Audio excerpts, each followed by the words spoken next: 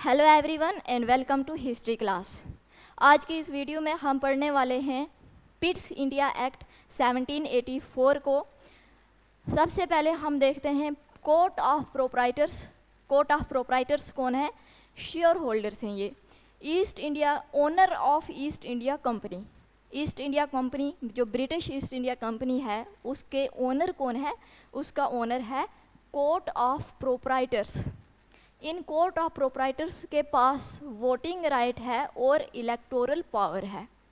अपनी इस electoral power से ये इलेक्ट करते हैं किसको? कोर्ट ऑफ डायरेक्टर्स को। ये कोर्ट ऑफ डायरेक्टर्स में 24 मेंबर हैं और कोर्ट ऑफ डायरेक्टर्स को बोला जाता है executive body. Court of directors कौन है? एग्जीक्यूटिव बॉडी है और एग्जीक्यूटिव बॉडी है 24 मेंबर्स की एग्जीक्यूटिव बॉडी है जिसको कोर्ट ऑफ डायरेक्टर्स बोलते हैं। अब इसका क्या काम है? इसका काम है manage East India company's day to day affairs. जो ईस्ट इंडिया कंपनी है ब्रिटिश की, उसका डे टू डे जो भी कामकाज है, अफेयर्स का मतलब है कामकाज, जो भी एडमिनिस्ट्रेशन है उसको संभालने का काम कौन करता है? Court of directors. ये एग्जीक्यूटिव बॉडी और ये कहाँ पर है? लंदन में है। कहाँ पर है? लंदन में। अब हमने देखा था कि ब्रिटिश गवर्नमेंट ने रेगुलेटिंग एक्ट में क्या किया था? ईस्ट इंडिया कंपनी को रेगुलेट करने की कोशिश की थी। ईस्ट इंडिया कंपनी को क्या किया था? रेगुलेट करना तो शुरू कर दिया था, लेकिन फिर भी जो एक्चुअल पावर थी वो कोर्ट ऑफ डायरेक्टर्स के पास थी। कोर्ट ऑफ डायरेक्टर्स कौन? जिनको कोर्ट ऑफ प्रोप्राइटर्स ने इलेक्ट किया था। ये कोर्ट ऑफ डायरेक्टर्स कौन है? एग्जीक्यूटिव बॉडी 24 मेंबर्स की। एक्चुअल पावर जो थी वो इनके पास ही थी। और जो ब्रिटिश गवर्नमेंट थी, जबकि ब्रिटिश गवर्नमेंट जो है वो ईस्ट इंडिया कंपनी को कंट्रोल करना चाहती थी और ज़्यादा कि हमारा कंट्रोल ईस्ट इंडिया कंपनी के ऊपर और ज़्यादा कैसे बढ़े। इसलिए इन्होंने फिर लाया रेगुलेटिंग एक्ट 1773 के बाद पिट्स इंडिया एक्ट को। पिट्स इंडिया एक्ट 1784 लाया इन्होंने। जो ड्रॉबैक्स थे रेगुलेटिंग एक्ट 1773 के, उन ड्रॉबैक्स को दूर करने के लिए ब्रिटिश गवर्नमेंट ने पिट्स इंडिया एक्ट 1784 को लाया।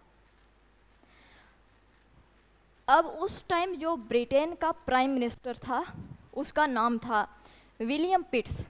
तो इसके नाम पर, विलियम पिट्स के नाम पर पिट्स इंडिया एक्ट का नाम रखा गया। अब इसमें एक्ट 1784 में जो ब्रिटिश गवर्नमेंट थी, अब ये एक्ट जो है 1784 पिट्स इंडिया एक्ट, ये ब्रिटिश गवर्नमेंट ने लाया था। तो ब्रिटिश गवर्नमेंट ने इस एक्ट में क्या किया? ब्रिटिश गवर्नमेंट ने इस एक्ट में क्रिएटेड बोर्ड ऑफ कंट्रोल। किसको क्रिएट किया? बोर्ड ऑफ कंट्रोल को क्रिएट किया, BOC, बोर्ड ऑफ कंट्रोल। और इसमें कितने मेंबर्स रखे? 6 मेंबर। 6 मेंबर का बोर्ड ऑफ कंट्रोल इन्होंने एस्टेब्लिश किया और इनका काम क्या था? Regulate important matters of company.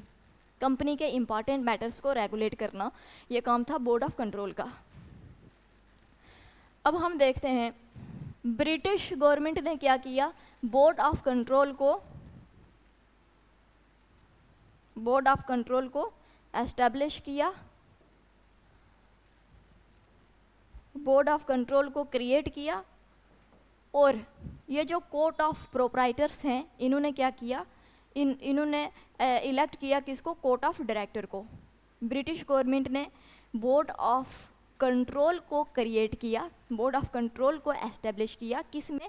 Pitt's India act में। और ये जो कोर्ट ऑफ डायरेक्टर्स थे इनको तो कोर्ट ऑफ प्रोप्राइटर्स ने ही क्या किया था? इलेक्ट किया था। तो बोर्ड ऑफ कंट्रोल में 6 मेंबर थे और इसमें कितने मेंबर हैं? 24 मेंबर। अब बोर्ड ऑफ कंट्रोल का क्या काम था? ये जो 6 मेंबर्स थे इनका काम था सिविल, मिलिट्री और रेवेन्यू मैटर्स को देखना। इनका ये काम था। 6 मेंबर्स बोर्ड ऑफ कंट्रोल का क्या काम था? सिविल मैटर्स को देखना, मिलिट्री एंड रेवेन्यू मैटर्स को देखना। और इनका फंक्शन था पॉलिटिकल फंक्शंस।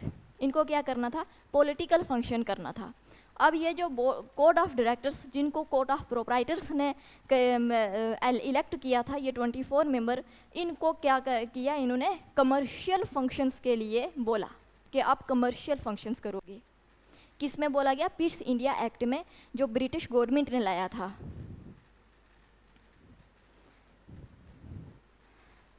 अब रेगुलेटिंग एक्ट 1773 में जो नंबर ऑफ एग्जीक्यूटिव काउंसिल थे वो कितने थे? 4 थे। नंबर ऑफ एग्जीक्यूटिव काउंसिल मतलब जो गवर्नर जनरल इन काउंसिल हमने देखा था, गवर्नर जनरल इन काउंसिल कितने मेंबर थे? उसमें 4 मेंबर थे। लेकिन जब पिट्स इंडिया एक्ट लाया 1784 का, इसमें ब्रिटिश गवर्नमेंट ने इस एक्ट में इसको रिड्यूस किया और कितने मेंबर रखे? 3 मेंबर रखे गवर्नर जनरल इन काउंसिल में। पिट्स रेगुलेटिंग एक्ट 1773 में 4 मेंबर और पिट्स इंडिया एक्ट में 1 को रिड्यूस करके 3 मेंबर को लाया गया। और यहाँ पर गवर्नर जनरल को casting vote in case of tie, मतलब कि यहाँ पर इनको वीटो, गवर्नर जनरल को वीटो पावर दी गई। अब इसको मेंबर को रिड्यूस करने के पीछे का मकसद यही था कि अब 3 मेंबर्स हैं, तो 3 मेंबर्स, अगर 2 मेंबर एक साइड हो जाते हैं तो 1 मेंबर्स, कोई भी अगर लॉ बनाना है तो 2 मेंबर एक साइड हैं, 1 मेंबर बचता है एक साइड, तो इस केस में गवर्नर जनरल अपना वोट करेगा, वीटो पावर होगी इस टाइम। तो अगर इस एक की तरफ अगर वोट करेगा तो यही काम होगा, क्योंकि अब गवर्नर जनरल के पास क्या है? वीटो पावर है। अब ये जो गवर्नर जनरल ऑफ बंगाल है, इसके सबॉर्डिनेट बना दिया गया किसको? गवर्नर जनरल ऑफ मद्रास और गवर्नर जनरल ऑफ बॉम्बे को। गवर्नर जनरल ऑफ बंगाल के सबॉर्डिनेट बना दिया किसको? सबॉर्डिनेट बना दिया किसको? Governor of Madras and governor of Bombay. किस मैटर में? वार, रेवेन्यू एंड डिप्लोमेसी। ये था Pitt's India act. Pitt's India act जो ब्रिटिश गवर्नमेंट ने लाया था। रेगुलेटिंग एक्ट, सबसे पहले रेगुलेटिंग एक्ट को लाया इन्होंने ईस्ट इंडिया कंपनी को रेगुलेट करने के लिए 1773 में। जब उन्होंने देखा कि रेगुलेटिंग एक्ट में कुछ ड्रॉबैक हैं और वो ईस्ट इंडिया कंपनी को कंट्रोल नहीं कर रहे हैं, तो उनको ईस्ट इंडिया कंपनी को ज़्यादा कंट्रोल करना था, तो उसके लिए इन ड्रॉबैक्स को ख़त्म करने के लिए उन्होंने लाया पिट्स इंडिया एक्ट को 1784 में, और उसमें इन्होंने कुछ चेंजिंग की। उसमें ब्रिटिश गवर्नमेंट ने बोर्ड ऑफ कंट्रोल को क्रिएट किया, और बोर्ड ऑफ कंट्रोल को फंक्शंस दिए पॉलिटिकल फंक्शन करने के लिए, और जो कोर्ट ऑफ डायरेक्टर्स थे पहले से ही, जिनको कोर्ट ऑफ प्रोप्राइटर्स इलेक्ट करते थे, उनको फंक्शन दिया क्या करने के लिए? Commercial function. और governor general in council executive body, executive council के मेंबर्स को बढ़ा के घटा के कर दिया 3। पहले कितने थे? 1773 रेगुलेटिंग एक्ट में 4 थे, यहाँ पर 3 कर दिया, और गवर्नर जनरल को वीटो पावर दे दी। और जो गवर्नर जनरल ऑफ बंगाल था उसको, उसके अंडर उसके सबॉर्डिनेट बना दिया किसको? गवर्नर जनरल ऑफ मद्रास और गवर्नर जनरल ऑफ बॉम्बे को। इस वीडियो में इतना ही रखते हैं, आगे नेक्स्ट वीडियो में करेंगे। Thank you so much.